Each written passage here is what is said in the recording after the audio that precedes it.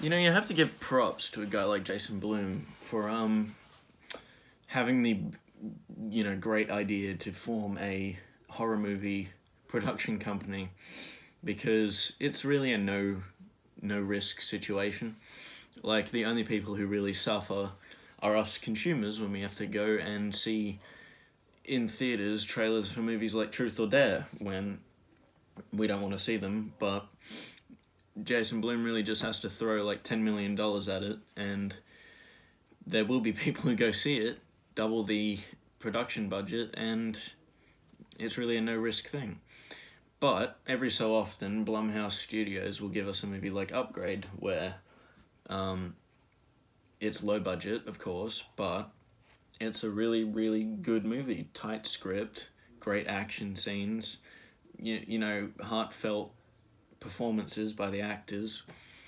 I don't get it how, like, he can give money to projects like Upgrade and then look at scripts for movies like Truth or Dare and be like, I'm gonna make that as well. Like, bro, just think, movies like Upgrade don't come around every once in a while. They're pretty rare occurrences when it comes to your studio. So maybe look for people, writers, directors, who want to make movies like Upgrade, because we consumers really do like those sort of movies. Me especially, I saw the trailer for Upgrade a little bit ago, and immediately I was drawn in because it had the same sort of effect the Kingsman trailer had on me. Show me flashy ultra violence and I'm in for your movie, basically.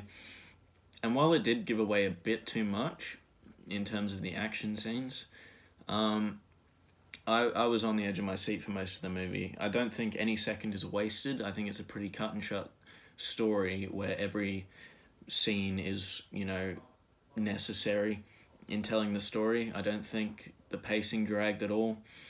Really, it's not a 10 out of 10 because it doesn't challenge my thinking, but in terms of movies like Upgrade where you can just shut your brain off and enjoy the hell out of it, man, I thought it was great. And it won me over with its with its violence, as I said.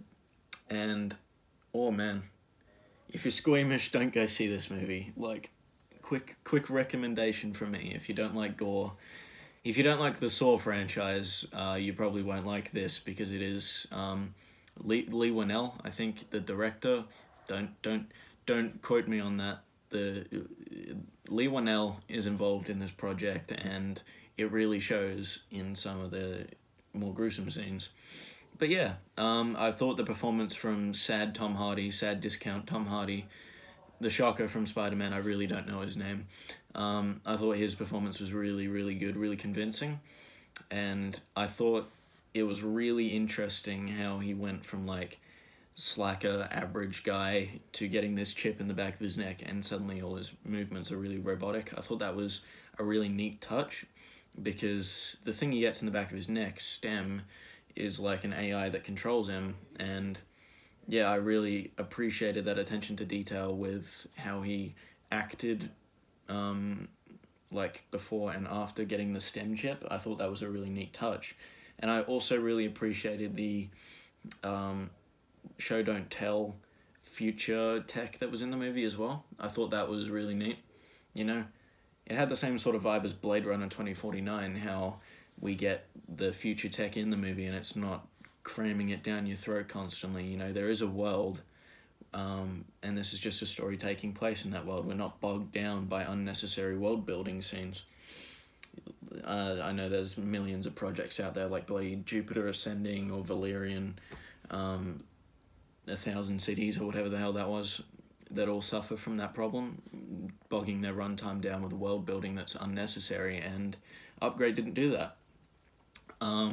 Go see it in theaters, like, quick, because I think it'll be out by next week.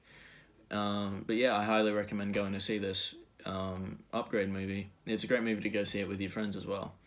Jason Blum, don't let me down with your next film, but I know you will, because I'm sure the Blumhouse Studios have like 7 mediocre to bad horror movies on the horizon. Don't let any of them be M. Night Shyamalan fan footage films, please. no more. No more. We don't want any more of The Visit. But yeah, that'll be that from me. Check the description for social media links. I think I forgot to put my Last.fm account in the last one. Oops. It'll be there now. Goodbye.